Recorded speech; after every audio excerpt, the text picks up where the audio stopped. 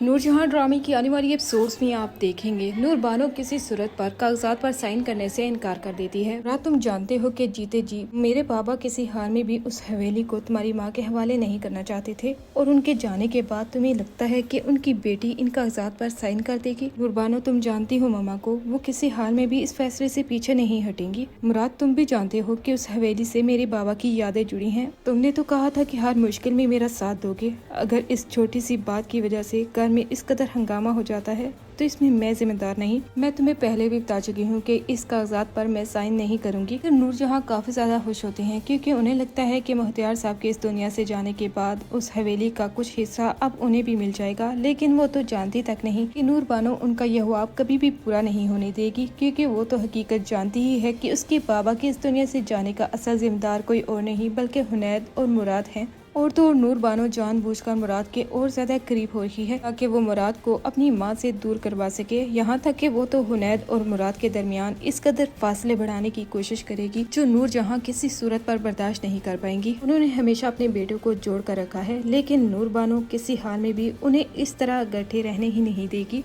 आए रोज मुराद का रवैया काफी ज्यादा बदल जाएगा, जिस पर मुराद का इस तरह का रवैया देखने के बाद उसकी माँ हर वक्त रोती रहेंगी। हुनैद से अपनी माँ की ये हालत देखी नहीं जाएगी। वो दोबारा से मुराद को समझाने की कोशिश करेगा कि वो अपनी हरकतों से बाज आ जाए और नूर बानो की बात मानने से इनकार कर दे, लेकिन वो बीवी की साइड लेना किसी सूरत पर नहीं छोड़ता। वो साफ साफ कहता है कि नूर बानो का इस दुनिया में मेरे अलावा कोई भी नहीं। अगर नूर मामा को और आपको लगता है कि मैं नूर बानो का साथ छोड़ दूं तो ऐसा हरगिज नहीं हो सकता। यही तो वो कह रही है कि मुख्तियार साहब की वो जायदाद और घर ये सब कुछ किसी और का नहीं बल्कि सिर्फ और सिर्फ नूर बानो का है, और नूर बानो जो फैसला करेगी हमें कबूल करना होगा। रात तुम्हें हकीकत मालूम होनी चाहिए कि नूर बानो मुख्तियार साहब की बेटी ही है, और तुम कैसे इस बात का फैसला कर सकते हो कि वो जो चाहेगी इस घर में करेगी। अगर नूरो मामा ने कहा है कि उस घर से उन्हें हिस्सा चाहिए तो ऐसा ही होगा। मैं भी देखता हूँ कि नूर बानो कब तक इन कागजात पर साइन नहीं करती। तो मेरी बात भी आप याद रखिए हुनैद भाई, मैं किसी हाल में भी अपनी बीवी के खिलाफ एक लफ्ज भी बर्दाश्त नहीं कर पाऊंगा। और नूर बानो ने अगर फैसला कर लिया है वो इस हवेली को किसी सूरत पर हिस्सों में नहीं बांटना चाहती तो ऐसा ही होगा।